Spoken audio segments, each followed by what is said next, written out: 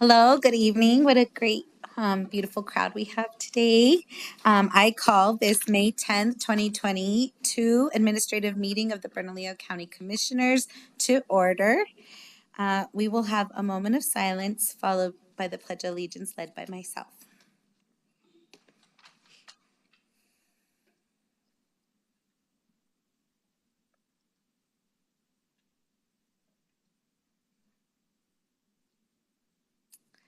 Please stand.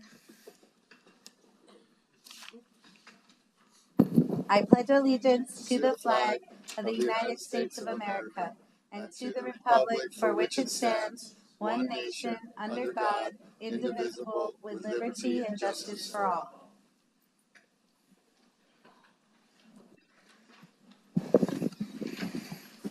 Thank you, everyone. Madam County Manager, are there any changes or additions to the agenda today? Madam Chair and Commissioners, good evening. We don't have any changes or additions. Thank you. Thank you, County Manager. So we're going to start off with item number 4 on the agenda, proclamations. And we have our first one by Vice Chair Benson and Commissioner Pascotti for National Foster Family Appreciation. Thank you, Madam Chair.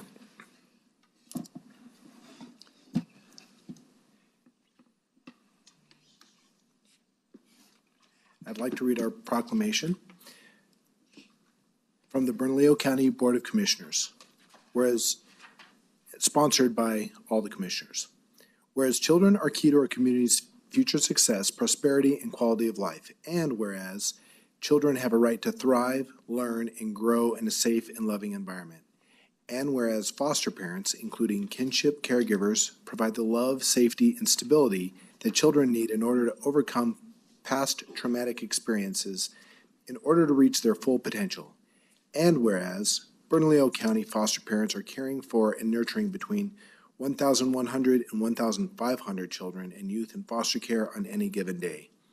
And whereas we must come together as a community to recognize the important foster parents play in caring for children who have experienced abuse and neglect, supporting family reunification, and building strong communities. And whereas there is always a need for more foster parents in order to ensure children, especially older youth, children with complex needs, and siblings, have a safe, stable home in their community. And whereas there are numerous individuals, nonprofit organizations, and public servants who are dedicated to raising awareness about the needs of children and youth in foster care. Now, therefore, be it resolved that the Bernalillo Board, the County Board of Commissioners, joins the nation in specifically recognizing May as National Foster Family Appreciation Month, in honor of the foster parents who act as true champions, who open their hearts to children who need a home, and who care for the most vulnerable among us. Done this 10th day of May, 2022 in Bernalillo County, state of New Mexico. Thank you.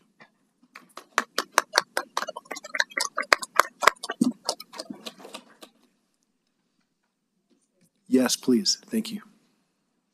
Hi, I'm Ann McKinney, and I wrote down a few words about that. I'm very emotional, I guess, about it.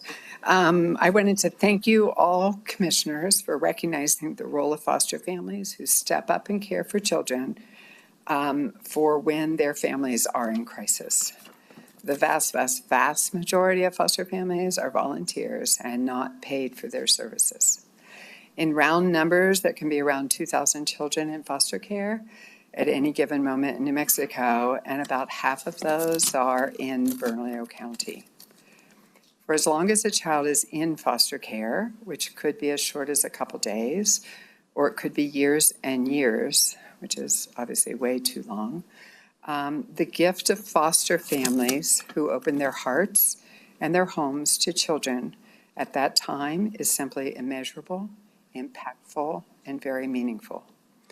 Children from newborn to 18 years old come into foster care, never for something they did or didn't do, but because their family was at a crisis point and there was neglect or abuse. Foster families are tasked to provide a safe haven for our children for as long as that is needed.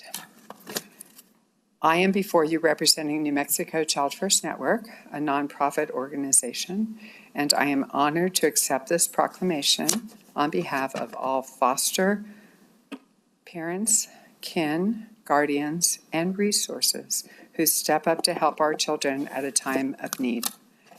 I did also want to mention that New Mexico Child First Network is hosting our second annual Foster Family Appreciation Picnic, May 22nd. The first was in 2019. And we invite all foster, kin, guardian, resource, and adoptive families to join in to celebrate Foster Family Appreciation Month of May. We will read this proclamation at the picnic and invite all of the Foster Family Appreciation community to join. Thank you. It does take a village, and I am truly appreciative that we, Bernalillo County, and that we are all part of this village working to improve child welfare in New Mexico. Thank you. Thank you so much. Can you come up here and receive the award? Oh, there's an actual proclamation. Framed and everything.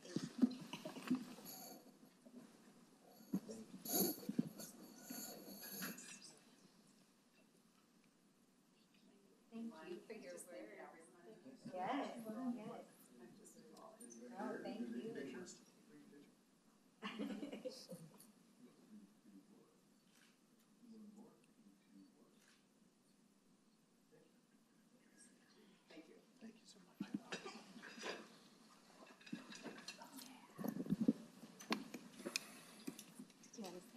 Anybody want to comment? Commissioner? Oh, no. I just saw your mic. Well, I just want to say thank you. Thank you for your words as well. So strong and passionate. I can feel your passion. I'm glad that our families are under your care. Thank you for your service. All the other families, yes. Thank you. Madam Chair? Yes, Commissioner.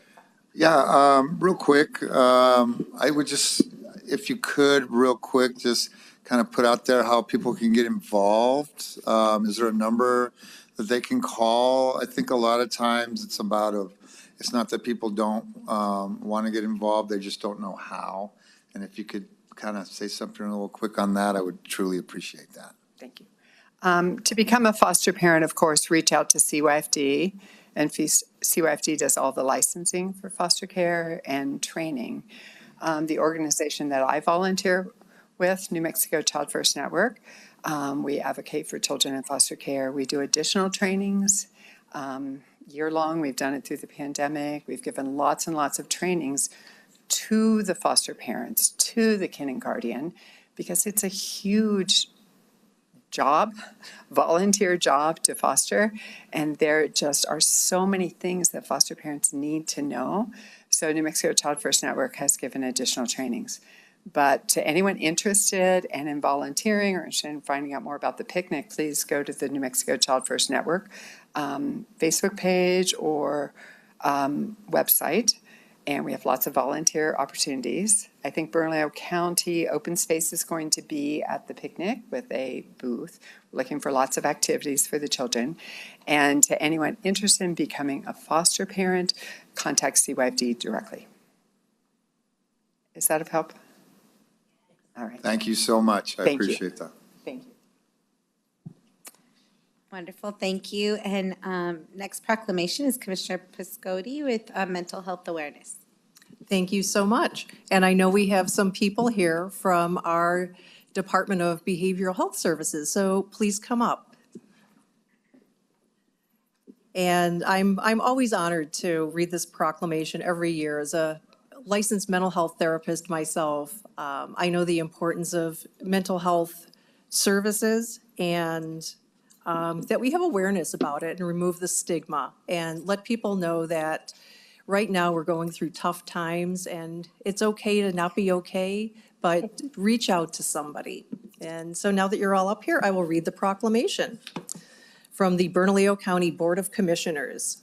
Whereas mental health is essential to everyone's overall health and well-being, and whereas all Americans experience times of difficulty and stress in their lives, and whereas prevention is an effective way to reduce the burden of mental health conditions, and whereas there is a strong body of research that supports specific tools that all Americans can use to better handle challenges, protect their health and well-being, And whereas mental health conditions are real and prevalent in our nation.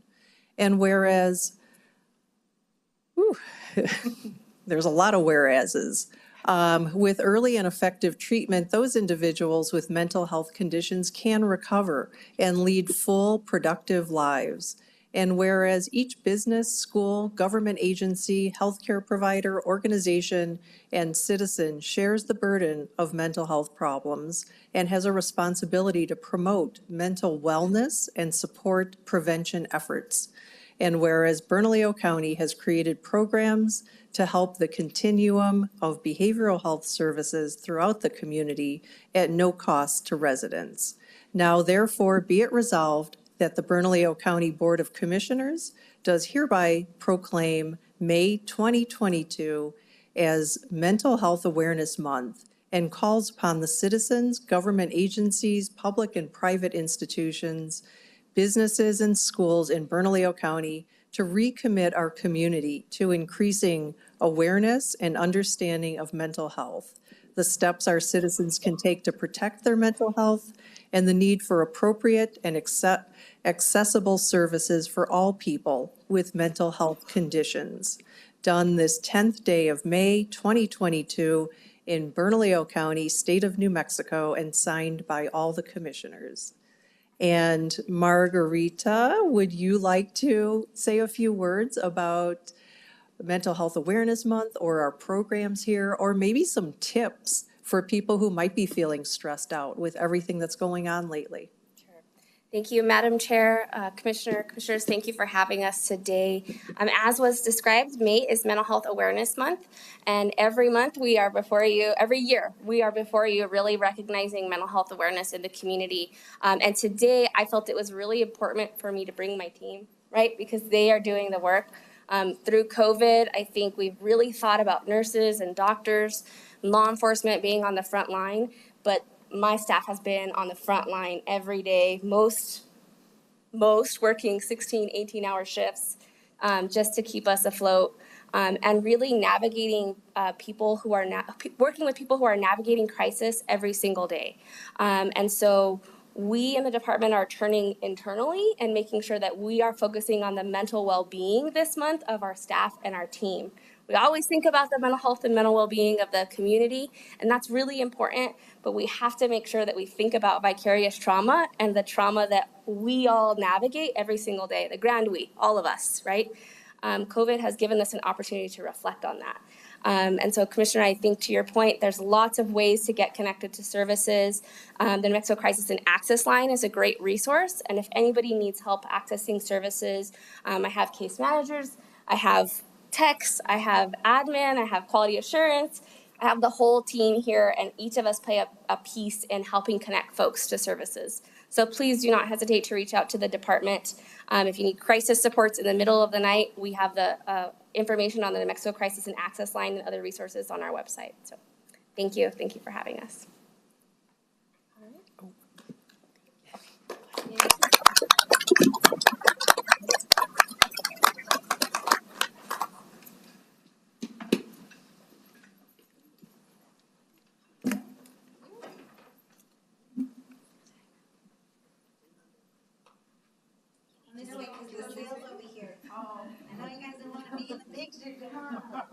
Yeah, if they saw a picture on the last one, they're like, you didn't say those pictures, you didn't say those.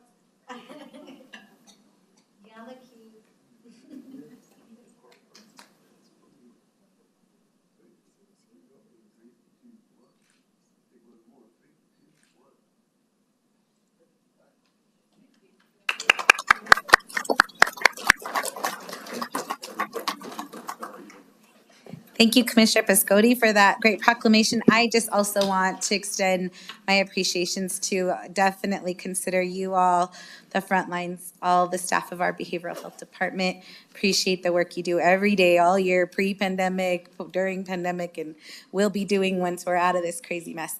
But thank you so much for that work year round, and please make sure you take care of yourselves as well. We have the next proclamation is also Commissioner Pascotti, Motorcycle Awareness Month. Thank you very much. And if the people representing the motorcycle clubs would like to come up now, that would be terrific. Again, this is another proclamation that I am proud to sponsor each year for motorcycle awareness and safety in my district out in the East Mountains. People love to ride their motorcycles. I want them to have fun and I want them to be safe. So, from the Bernalillo County Board of Commissioners.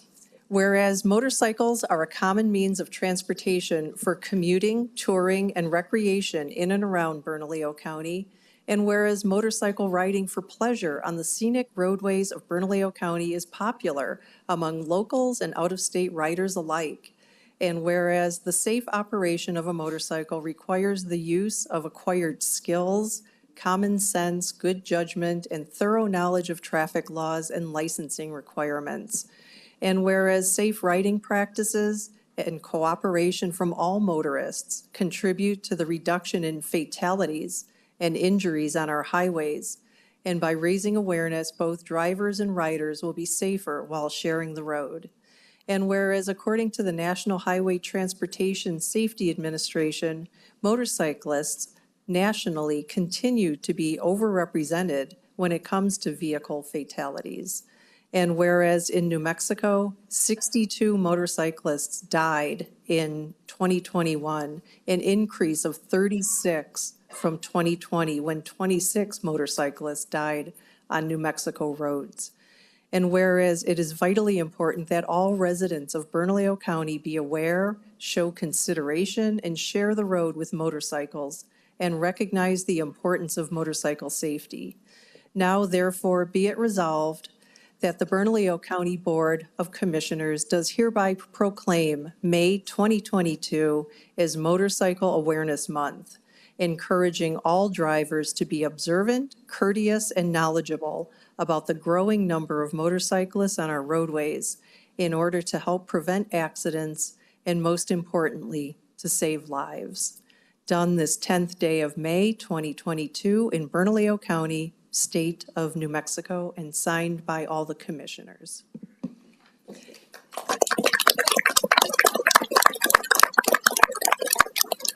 And so if you'd like to say a few words now, please go ahead. Madam Chair, County Commissioners, we're honored to receive this award again in May. May is very important to motorcyclists. We share it with Mental Health Month, so I don't know if that's good for us, but on all seriousness, May is the beginning of what we call the killing season. It's the month that everybody brings their motorcycles out of their garages. They start riding recreationally.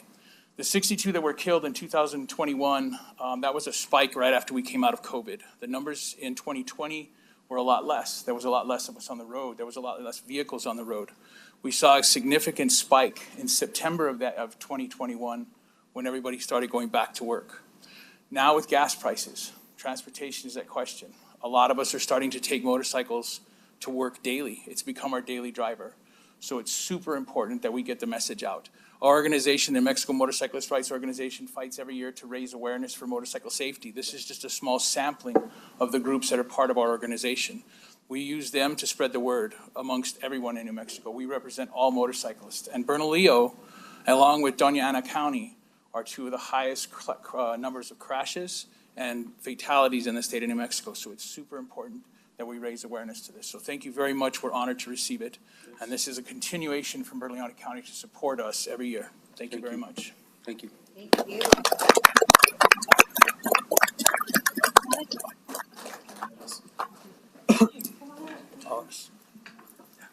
I'm gonna want a copy of this. I feel like a cool person. Let's see. Okay, everybody's in. Here we go. 3, 2, 1. 3, 2, 1. Okay, great.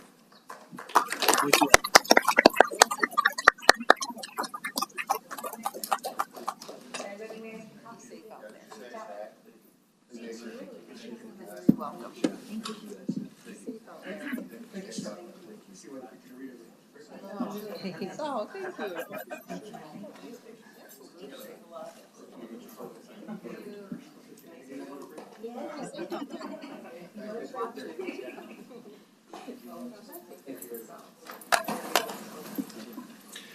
And I just wanted to add that I think it is appropriate that Motorcycle Awareness Month shares its space with mental health, as riding bikes is really a good way to meditate. So you guys stay safe out there, and thanks for coming.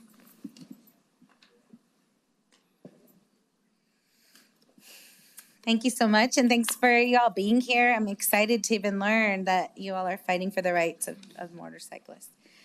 Thanks, Commissioner Pascotti, for bringing that proclamation. We will move on to public comment. Julianne, do we have anyone signed up for public comment? Yes, we have 2 signed up this evening, Mr. Don Schrader and Santiago Maestas. Wonderful, thank you. So to folks that are doing public comment, you will have 2 minutes to speak. You'll be given a 30-second notice to wrap up your comments and a final notice when your time is up. When your name is called, please make your way down to the podium and you'll be recording. Hello, Mr. Don Schrader. Thank you. Will young people 50 years from now curse us for being too lazy, too blind, too selfish, too spoiled, too stubborn, if we refuse to make huge changes now in how we live to slow the climate crisis?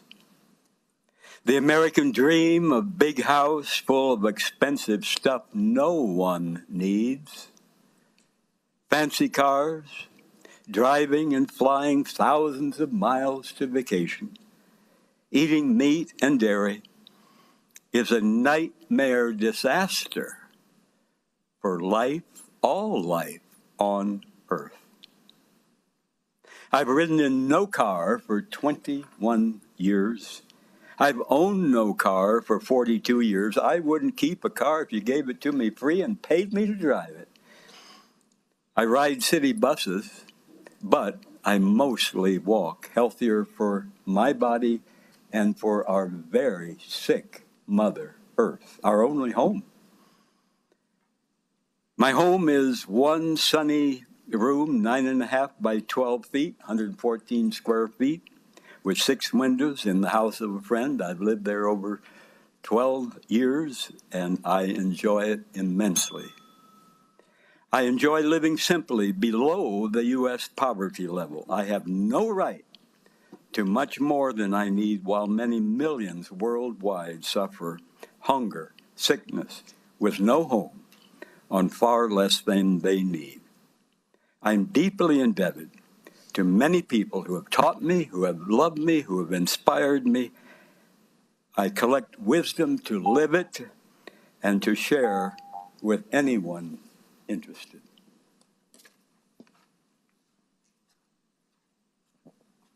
And Mr. Santiago Maestas could not be here tonight, so that'll conclude public comment. Okay. Thank you, Julianne. Thank you, Mr. Schrader. So we move on to item number 6, appointments to advisory boards. And we have Commissioner Benson with the Sheriff's Office Advisory Board. Thank you, Madam Chair. And Mr. W. James Stewart, would you please approach the podium? I just want to introduce Jim, and if I may, I'll call out his first initial. W is a fine name. It stands for Walt. Walter, actually.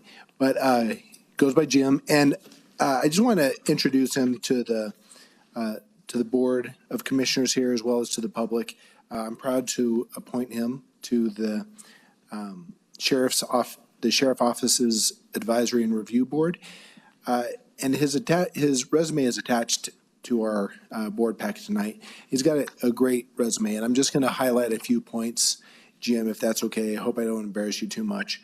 But he served as the Chief Deputy Sheriff in Brazos County, Texas, from 2013 to 2020. He was also head of the Vaccination Hub, Director of Operations in Brazos County. He was also a lieutenant for the police force in Bryan, Texas. So he's got a lot of law experience, as well as serving in the Army. So thank you for your service. And he's moved out to New Mexico. He reached out to my office asking how he could be involved, and I think he's going to be a great contributing member of this board. So, Jim, welcome aboard, and thank you for your willingness to serve throughout your life, as well as even now coming as a new neighbor here in Albuquerque, Bernalillo County. So can you introduce yourself? Commissioner, absolutely. Madam Chair, fellow commissioners, thank you for this opportunity. Commissioner Benson, thanks for the confidence that you've expressed in my abilities to serve on this board. I come from a county of about 250,000 people. It also is the home of Texas A&M University, so there's a lot of activity there. And as the chief deputy sheriff, I was the number 2 person in the leadership team at our sheriff's office, which included an 1,100-bed jail. So I have experience on the jail side as well as the enforcement side. And the Mental Health Month, mental health is a priority for us at the sheriff's office, and I hope to make a contribution here in that arena also. Vicki, God bless her, is my wife, Vicki. Can't you just retire? And Mary says, no, I can't just retire. I want to make a contribution to my new county here, to Bernalillo County. I want to be part of it. I don't want to just be a resident of it. So hopefully this will be an avenue for me to do that through the auspices of this board, and I really, really appreciate the opportunity to serve. Thank you very much. Thank you. And I also want to say one more moment, please, and just that the purpose of this board is really to, as it says, advise and review the Sheriff's Department, but it's an independent board, and the Sheriff's Department is independent, and the Sheriff's Office is an elected office. And so I think your experience in that role will be valuable. Also, when we met, Jim talked about his experience in working with the community and the importance of communication. And I got a sense of just his effective communication pretty quickly in terms of trying to understand different perspectives, which we definitely need more of, not less of. So thank you again. And now I'll allow everyone to clap. Thank you.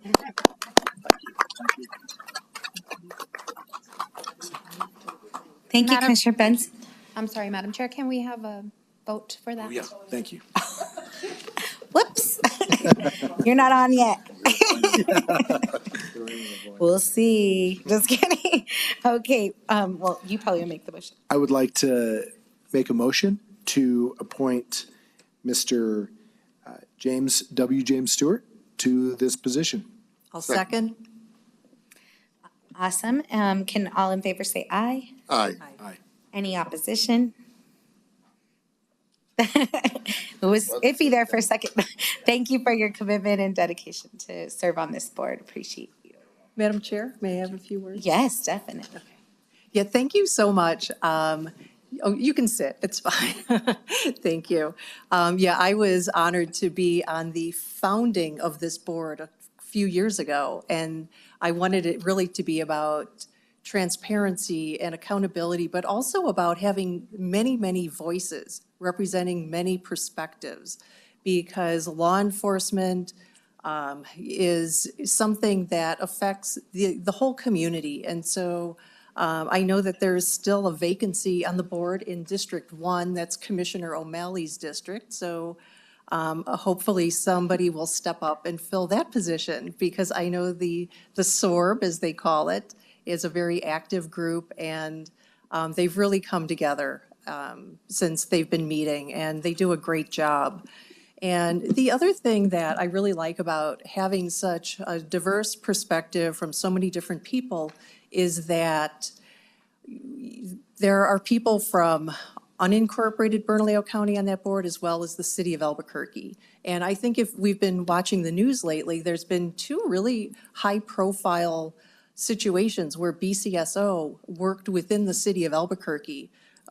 Just the other day, I believe it was our air unit, our Metro Air Support unit, that caught drag racers who were just right here at University and Indian School, right in the heart of the city. And then there was another one in the news about Bernalillo County Sheriff's Office working with, I believe, the FBI to really bust up a weapons and drug ring. And so there is this collaboration with Bernalillo County Sheriff's Office, APD, and so you on the SORB get to give input from the county side on that. And just before this meeting, I was actually meeting with Mayor Keller about a grant, a federal grant. Bernalillo County Sheriff's Office gets a lot of grants. This one's for public safety. I'm hoping that that will be signed soon. It would be a split 50-50 split between the city and the county, and we need that because as the weather gets warmer, crime spikes. So we need to really be on it. So thank you for serving on the SORB board.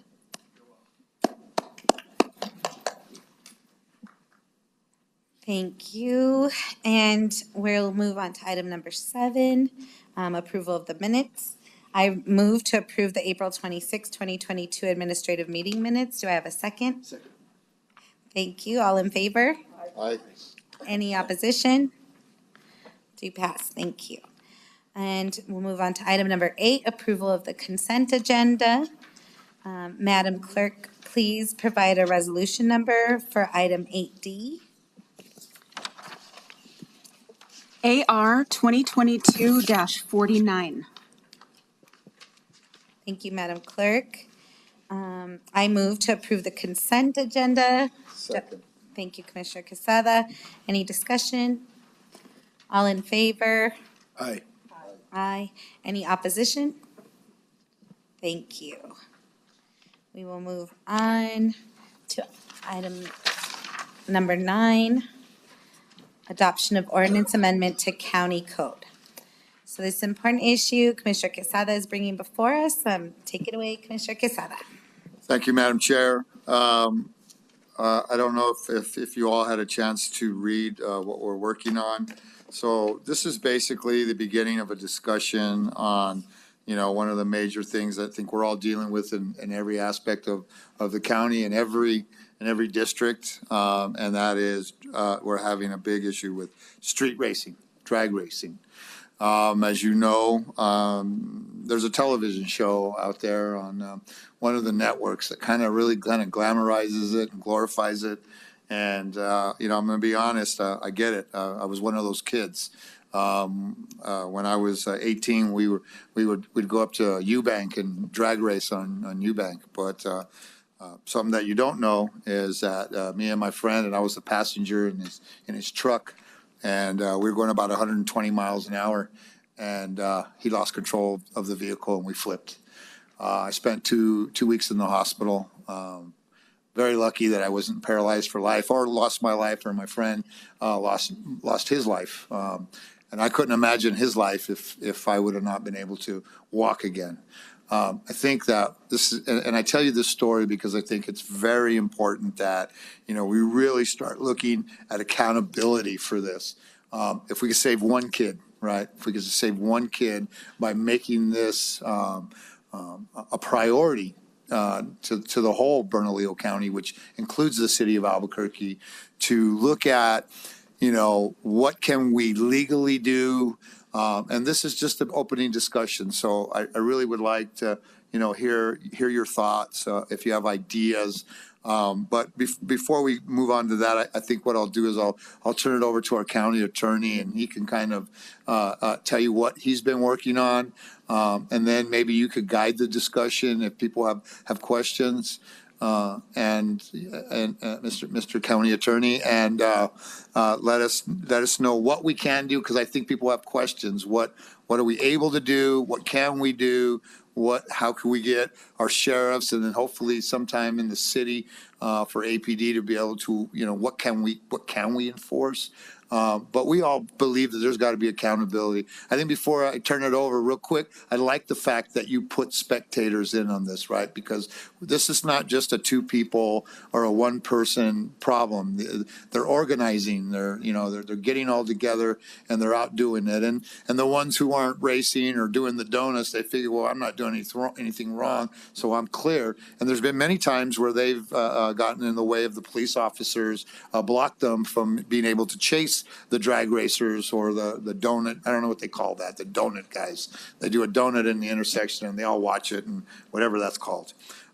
So that's in here, but we really want to have a really good discussion about what can we do, what should we do, and if we can't do it, how do we go to the state to change that? So I'll turn it over to you. Thank you. Thank you, Madam Chair, and thank you, Commissioner. And it was great working with you on this, and we'll continue to work together. This is very simply just makes it illegal to race on the streets.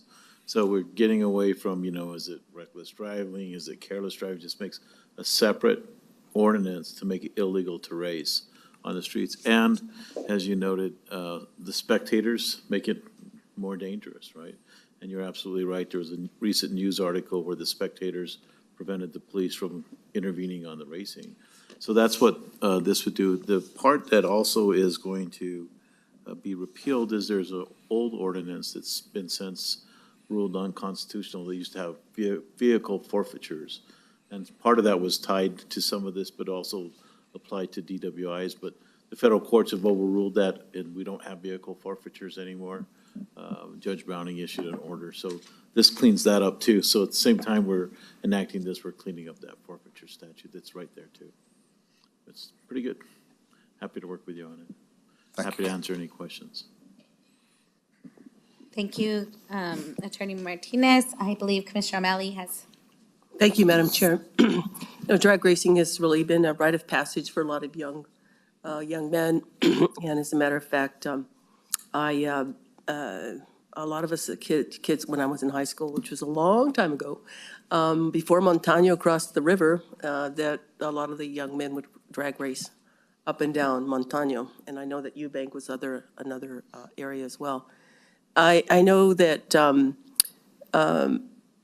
and I think you mentioned, Commissioner Quesada, that APD gives out, I think, I don't know what they're called, so that other kids can, there's places where folks can, where young people can drag race, and that actually they're not used, and maybe you might want to comment a little bit about that. As was mentioned, it's not just the safety of the people who are drag racing, but also the safety of others. And now it's kind of a situation where I receive a lot of complaints. I know that probably city councilors do as well. It's the noise and just drag racing on 2nd Street, on 4th Street, and things like that. And it's basically gotten out of hand. So, I think this is very much worth a discussion about how do we handle this issue, and how do we make it safer for all people in our community? Thank you, Madam Chair. Madam Chair. Yes, thank you, Commissioner. So yeah, I just want to touch on what Commissioner O'Malley asked me, and we did try to implement a program where if a police officer or sheriff, came into somebody who was drag racing, instead of being sort of a punishment at that point, what they did is we're giving all these people passes to go to the drag racing, and the guy would let them in and come in and be able to, drag race. I get the point that these people put a lot of money in their cars and they take pride in their cars. I come from a community where we're more lowriders, right? We're not speeders. We put a lot of money in our cars, but they're slow. And we got in trouble for going slow when I was a kid. But and I get it, right? And there's a passion there, and it's just a matter of where they do it.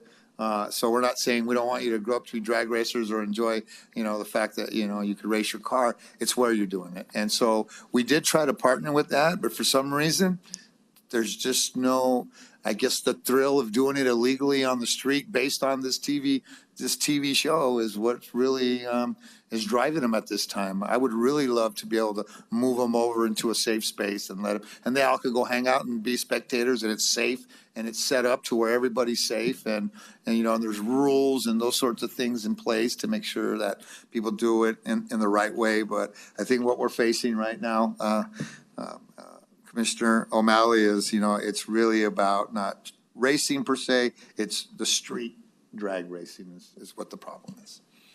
Thank you, Madam Chair. Thank you. Commissioner Benson. Thank you, Madam Chair. Mr. Martinez, can you explain a little more about the repeal? I love the introduction to prohibit racing. One question I have is how do you define that, and will our deputies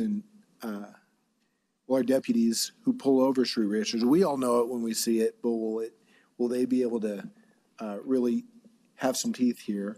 The problem's all over. I've got it on Tramway, on Paseo, on Universe, on Unser.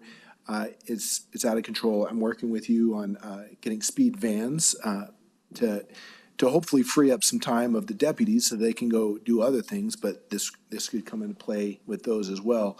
But what I'm a little hesitant of is repealing language. Now, if it's not enforceable, okay, but we give a free pass a lot of times to crime.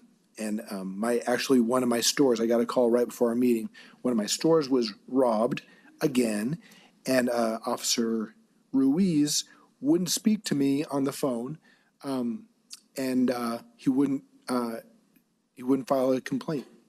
My manager was there asking to file a police report, and he wouldn't do it. So we're leaving crime just unchecked. And so I'm hesitant to repeal language that, if the judges aren't enforcing it, that's a problem that we've got to work around, but it doesn't mean that we necessarily take the language that calls a crime out, So can you explain a little more about the repealing of this article? Yes, sir. And Madam Chair and Commissioner, that's a great question. The repeal basically was going back to civil forfeiture, so not crime. And what the courts have ruled is that you have to make a choice. Is it going to be a crime or a civil infraction for forfeiture purposes? Went all the way to the United States Supreme Court, came back down. How does it affect local governments? The federal judge, Browning, issued a ruling that says you can't civilly forfeit a vehicle if you're charging them with a criminal charge, which would, in this case, would be the racing. Previously, it was DWIs. So that decision's been made, and it's been in place probably for about 2.5, 3 years. When we're going to the statute, we're doing also some cleanup. And this is for publication, so this is great questions to ask now. We'll look at that as we go, because it'll take 30 days of publication, and then we'll come back and look at it. As to the racing, this is really very similar to the Albuquerque city ordinance, and that's good because that way you have the laws in the city and the laws in the county match, so people know what is acceptable behavior and what isn't under the laws. And so there's a pretty good history, as you know, and APD's out writing the tickets on the racing now. So the courts know it, the officers know it. So I think it's pretty good that we have a county component that matches the city ordinance. Okay. And I'm happy to sit down with you in more in depth to go over both of those. Great, thank you. So, so they can't impound or forfeit or take control of a vehicle. Is that correct? That's correct. They won't be forfeiting vehicles. Okay. What would the punishment be for breaking the law? It would be a charge. It would be a criminal charge, criminal traffic ticket. Okay. Okay. All right. Well, I'm for this. We have to do something. Crime is going completely unchecked and unpunished, and so I support this. Thank you. So, Madam Chair, and Commissioner Benson, maybe there's something we could do on the license side, maybe you don't forfeit your vehicle, but, you get deeper in trouble if you're driving around with that with a suspended license, or, I think there's other things that maybe might make sense. I don't know. That's just off the top of my head. I know maybe we need to discuss that. I wouldn't want to try to push that forward to next week, but maybe we do. I don't know. We all have to decide on what, I know it's hard, man. And they're kids, and I get all of that too, and I don't want to ruin somebody's life. But at the end of the day, I think we're doing the right thing by, keeping people out of harm's way, including themselves. So, maybe we look at, is there something, Ken, that we could do on their, maybe a suspension of their driver's license for X amount of time? And if we catch them again, then that's another, fine, another ticket, and and I hate to have to keep piling on that, but, you'd have to learn your lesson somehow. And it's not as drastic as taking the vehicle, but at least there's something there besides just a little, don't do that, or a criminal complaint that most likely, if you have a good lawyer, it's not going to really do anything. But I'm with you. Things can't go unpunished. Things can't go unchecked. What is it? What's within our power? What's within, the ability of our sheriff's office to do that? And that's why I brought this forward, so we can really discuss this together and do this together. Thank you. And Thank you, Commissioner Quesada. Oh, go ahead. If, just to answer that question, and Commissioner, you had suggested, looking at the state level too, and I know you've done that before, taking legislation to the state legislature. So the license revocations are handled by the state, since they're state-issued licenses, and they do it on a point system. So it's actually a great idea that if you could put this in the point schedule, so like you get 2 points for, speeding, or 2 points for careless, 6 points, I think it is, for careless driving. You get a certain amount of points, then you're subject to forfeiture of the license or suspension. That's a great idea, to see whether or not this would go into that schedule of points for suspension or forfeiture. We can talk to legislators about that. Okay. Thank you. I thank you for just bringing it for discussion. I was telling Commissioner Benson, I really like to have that debate. Two things I would say. I'm always get a little icky when we're talking about new ordinances, because I know that, the criminal justice system currently impacts people of color at higher proportions. But I know that this is now, that priest died. There's, so many people. The school bus that happened in your district as well was because somebody was racing, and there's just, we made national news on that one. And people's lives are being damaged, and sometimes, we're saying, we don't want to ruin their life by suspending their license, but as you mentioned, you sat in that hospital for 2 weeks thinking whether it was worth it or not to do that day, and so I'm definitely behind figuring out something. I do sometimes think that traffic tickets aren't a big enough deterrent. It's, they don't really, we haven't seen them work, right? But extreme things like the DWI laws and those things have seemed to at least decrease the number of DWIs, those kind of things. So I definitely love the conversation, or would support to take it to the state legislature if that's what we need to do. And maybe we do the traffic ticket here, I don't know how much, and then do that at the state. But it is an important conversation, and thank you for bringing it. Any other comments? Do we approve this? This is a resolution. Oh, go ahead. Yeah, I'm just introducing it, Commissioner, and then we'll bring it back for a vote once we. Sorry, Madam Chair. So this is an action item. And the first Adoption. is to actually repeal. It's introduction, but you have to vote to publish it. Oh, yeah, that's right. Yeah. I'm sorry. Well, any other discussion about this? Okay. Madam Chair? Yes. I move for approval on item 9A. Second.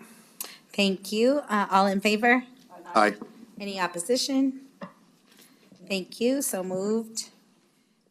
We'll move on to 9B, Finance. Notice of intent to adopt ordinances authorizing the issue and sale of Bernalillo County. Shirley Reagan to present.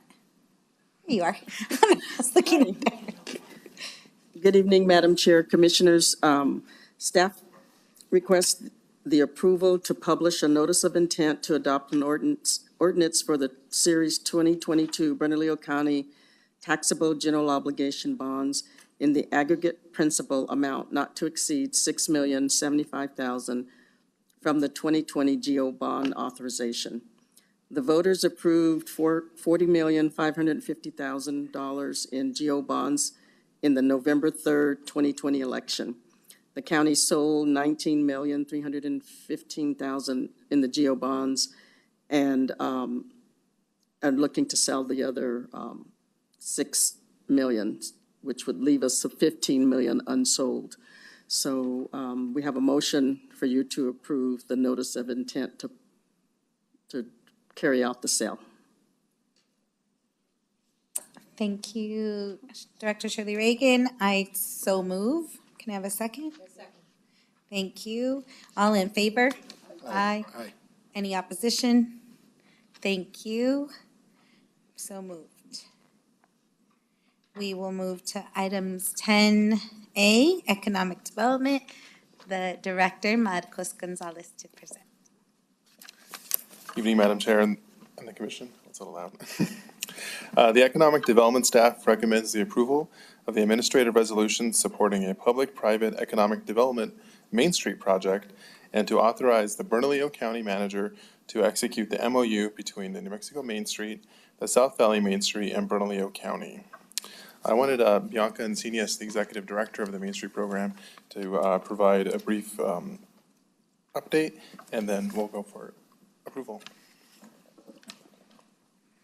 Welcome, Ms. Encinias. Good evening. Thank you for having me, Madam Chair and County Commissioners. I'm just going to give you some highlights of some of the work that we've done this year. Our end-of-year report won't be ready until June 30th when our fiscal year ends. And I unfortunately am reading it off my cell phone because my mother literally just dropped me off. We just came back from Mora County to deliver supplies, where both my mother and my father are from Mora County. And we did stop by Glorieta, and we saw Angelina from the Westside Community Center, and then the director of the Westside Community Center as well. So they're there doing a great job representing Bernalillo County and helping all the people from our community who are impacted by the fires.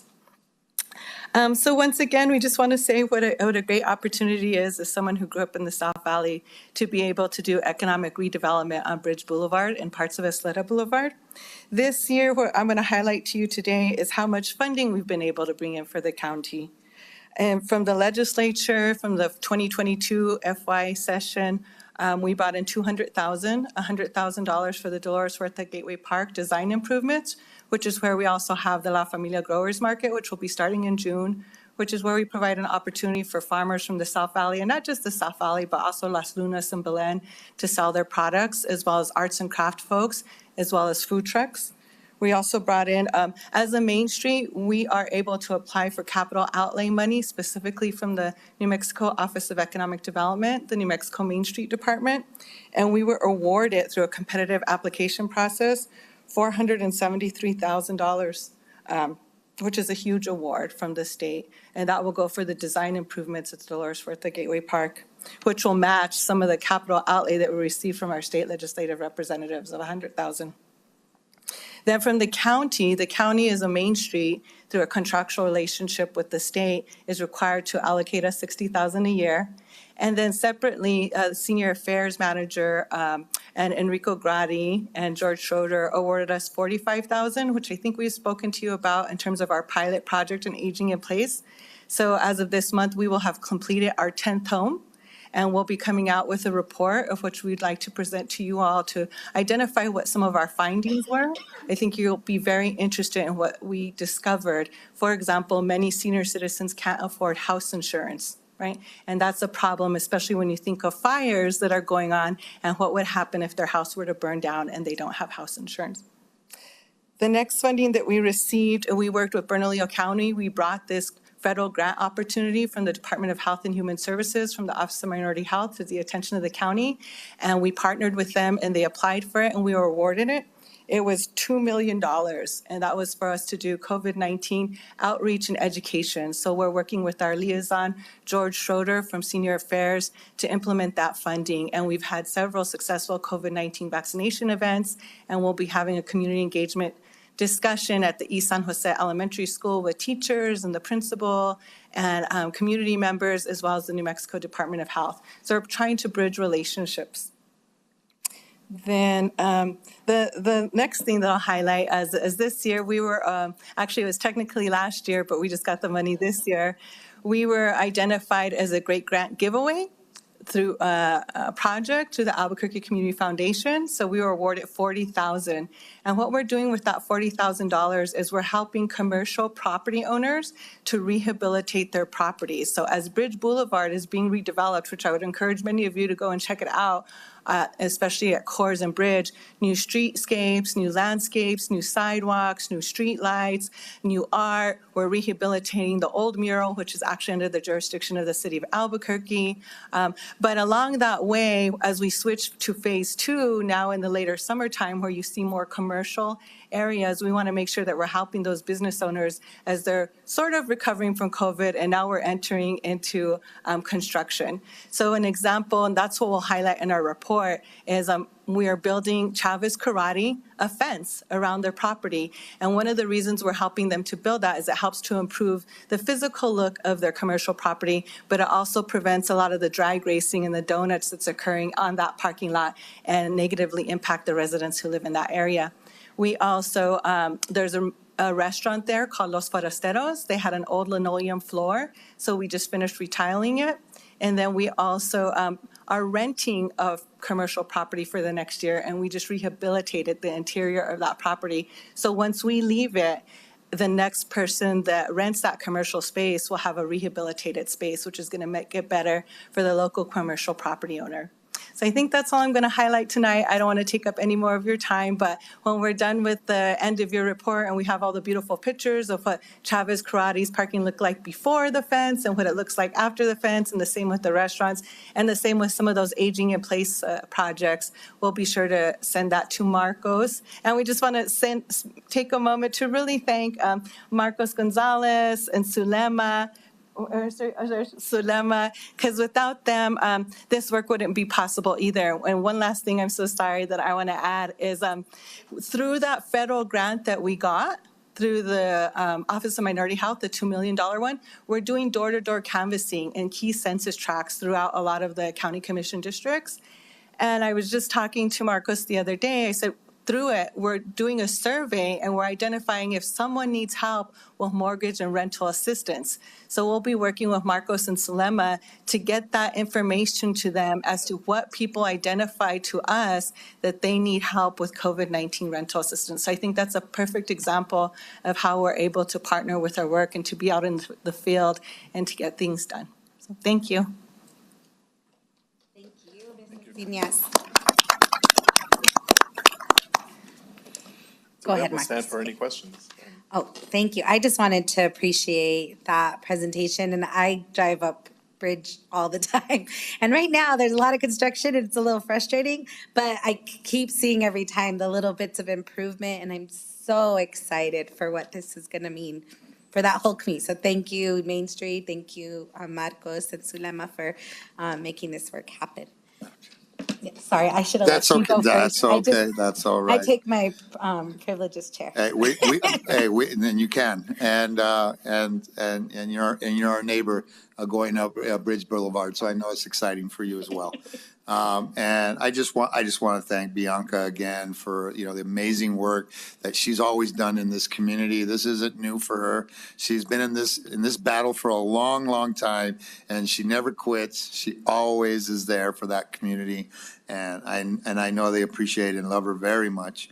Our hearts go out also to the communities up in Mora and Pandaray and all those communities up there that are being impacted by these wildfires. And I think that maybe we as a community could come together and see if we can do more as Bernalillo County, as each individual district, and maybe we can come together and see if we can provide more assistance out there, Bianca. But our hearts are with them, and I thought about them during our moment of silence tonight. That was the first thought that was in my mind is for those communities out there, because it's never been easy for those communities out there, and this is very devastating.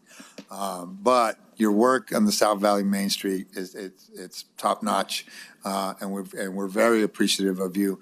And I hope they don't hate me worse when we start breaking ground right there at Isleta and the bridge. They're already mad at me for Tower and Coors, but yeah, I just want everybody to know that we want you to be patient. We want you to be forgiving, because you'll be grateful when it's done, because it's really going to improve that area. Because when you come over the bridge into the beautiful South Valley, we know we could do better, and we are doing better. And with these improvements, we know that we're going to really scale it up on that side, and it'll be more inviting when you come over. And I'm going to tell you, a lot of that work is because of that young lady sitting out in the audience there, Bianca. So thank you so much, Madam Chair. Yes, I think Commissioner Malley and then Commissioner Benson. Thank you, Madam Chair. And I just appreciate that you mentioned, Ms. Encinias, and also you, Commissioner, mentioned the folks up north who are, really suffering. And a lot of us have family up north. I also have family in Mora.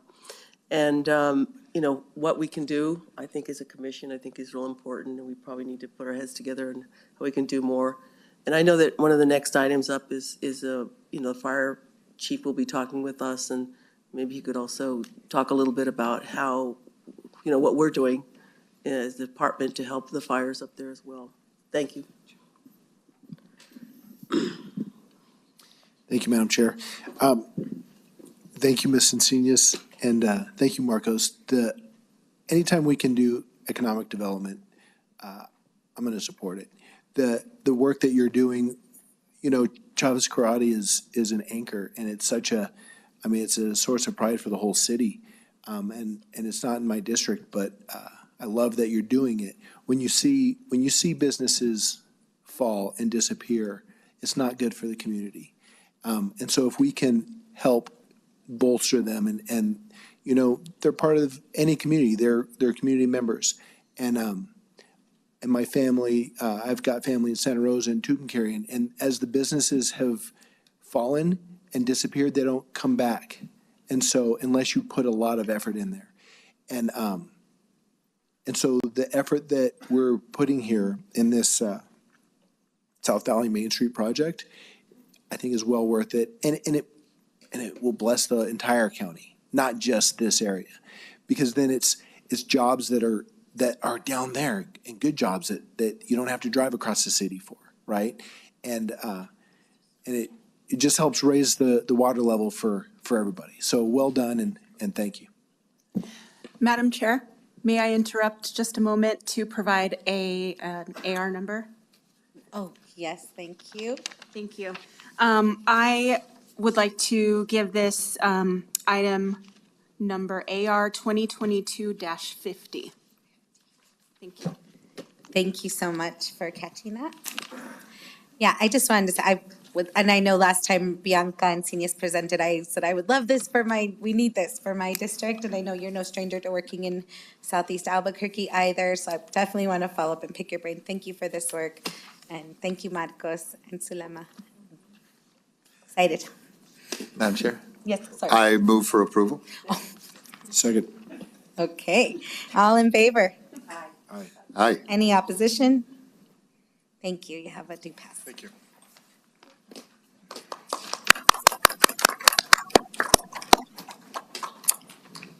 Awesome. Item number 11, approvals. We have real estate of acquisition of property for Bernalillo County. I believe we have Chief Pettis to present. Madam Chair, this is also my district. I do want to hear from Chief Pettis, but I did want to move approval. Thank you.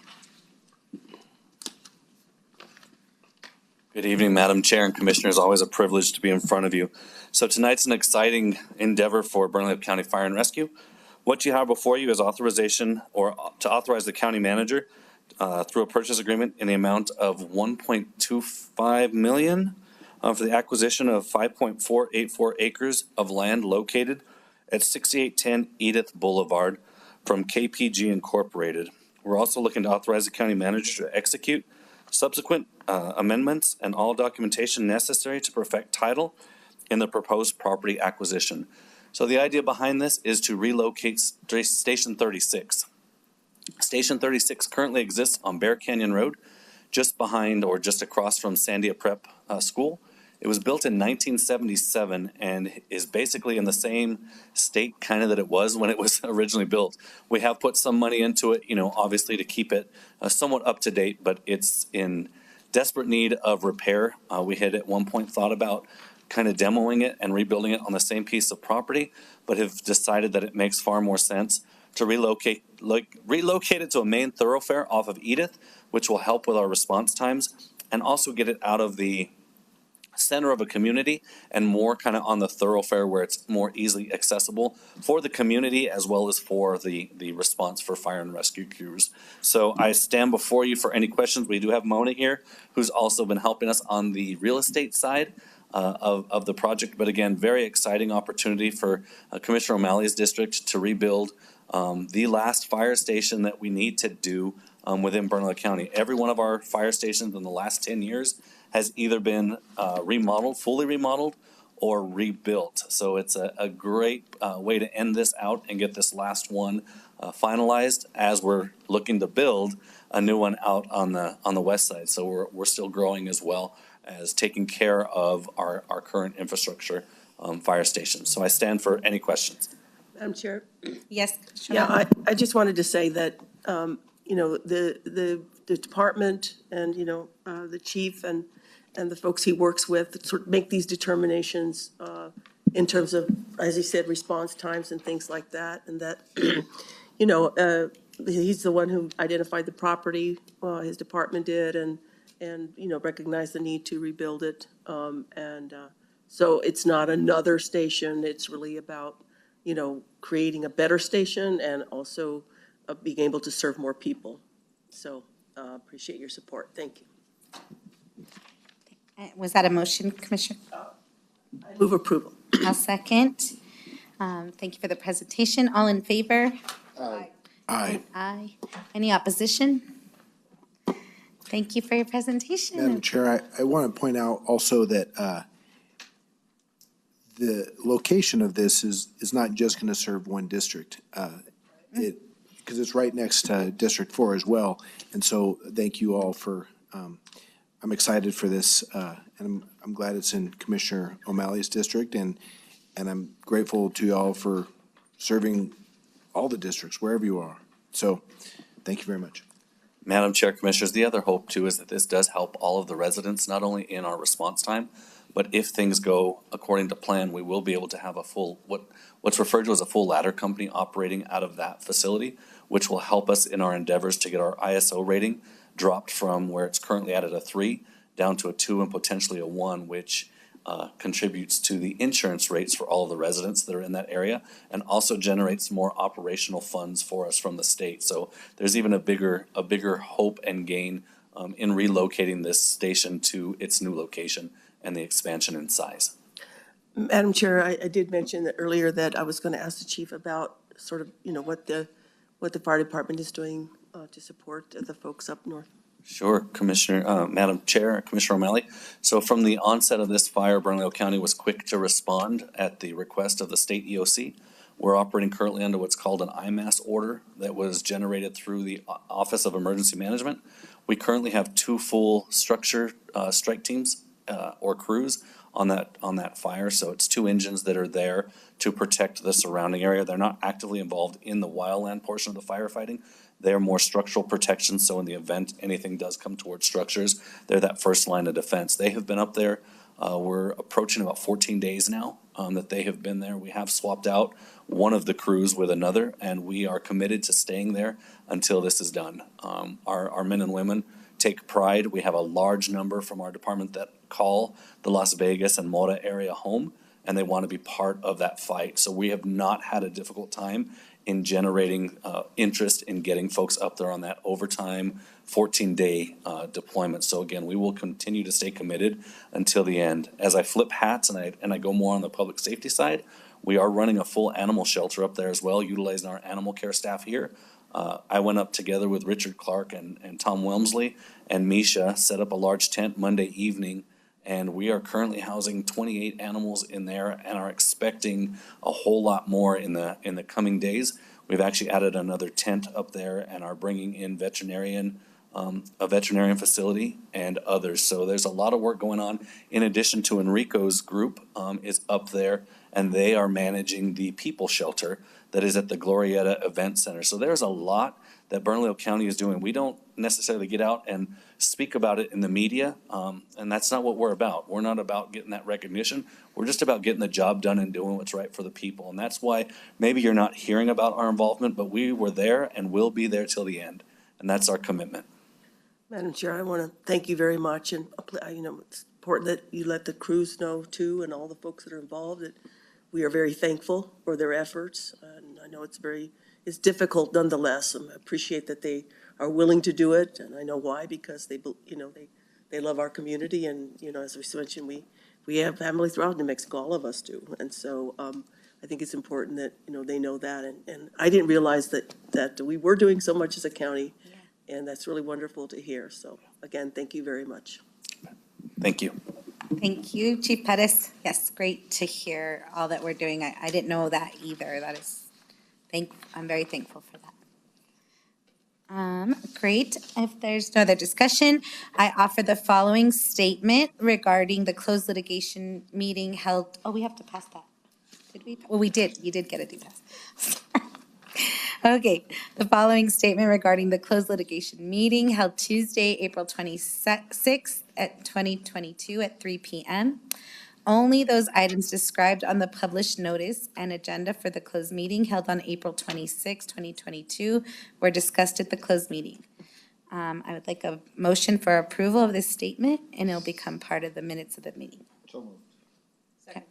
Thank you. All in favor? Aye. Aye. Any opposed? Thank you, so moved. And I move that the Bernalillo County Attorney be authorized to proceed with the matters discussed in the closed meeting held on Tuesday, April 26, 2022, with the parameters set by this commission. Can I have a second? Second.